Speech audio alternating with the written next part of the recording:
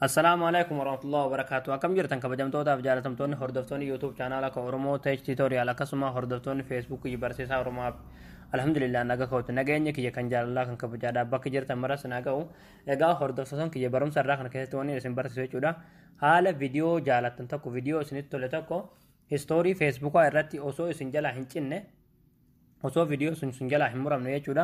Istoorii feesbuukaa irratti hidhachuu yookiin godhachuu dandeessan isinitti argisa jechuudha. Egaa fakkeenyaaf akkuma isinuu beektan jechuudha istoorii feesbuukaadhaa viidiyoo jaalattan tokko hin hidhanneettanii yeroo istoorii irra galtan jechuudha. Viidiyoo sun guutummaan guututti istoorii isiniif hin hidhamu jechuudha isinii galee. Sekoondii 26 ol yookiin sekoondii 20 oli istoorii feesbuukaa hidhachuun hin danda'amu jechuudha. Sinigalee viidiyoo sun guutummaan guututti viidiyoon isin jaalatan suni istoorii irratti isiniif hin hidhamu jechuudha. Garuu har'a wanni isin argisiisu isin jalaa hin cinne osoo viidiyoo sun jalaa hin muramne jechuudha. Istoorii feesbuukaa irratti hidhachuu yookiin godhachuu dandeessan isinitti argisiisa. Hanga xumura viidiyoo keessatti na hordofaa na faana turaa isiniin jedha.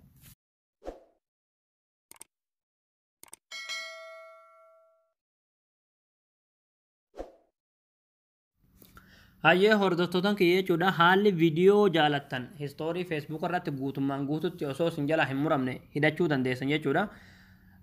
Miseenjara keessan galtanii. Egaa achi booda jechuudha namoota miseejii walii barreessan yookiin namoota walii bilbiltan tokkorra namoota tokkorra ni galtan jechuudha. Miseejii nama tokkorra ni galtanii.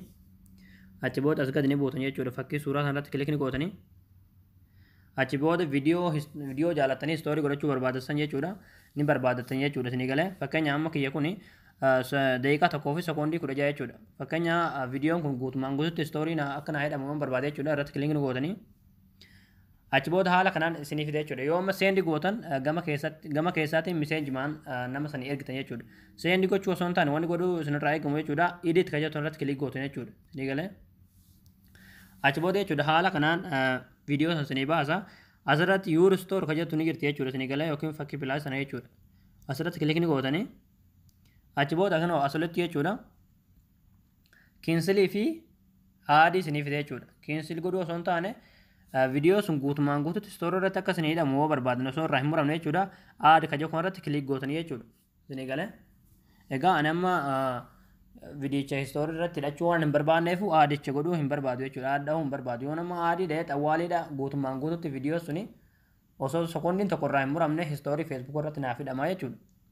Egaa haala kanaan salphumatti jechuudha viidiyoo jaalattan tokko istoorii feesbuuk irratti hidhachuu dandeessan jechuudha hiriyootan kiyya. Kanaaf barumsi keenya kanarraa asirratti raawwata. Barumsi keenya yoo isinitti tole viidiyoo keenya laayik sheer godhuu hin dagatinaa. Akkasuma yuutuub chaanaala keenya sabiskiraayib gootanii maatiin of ta'uu hin irraanfatinaa waan hordoftaniif galatooma.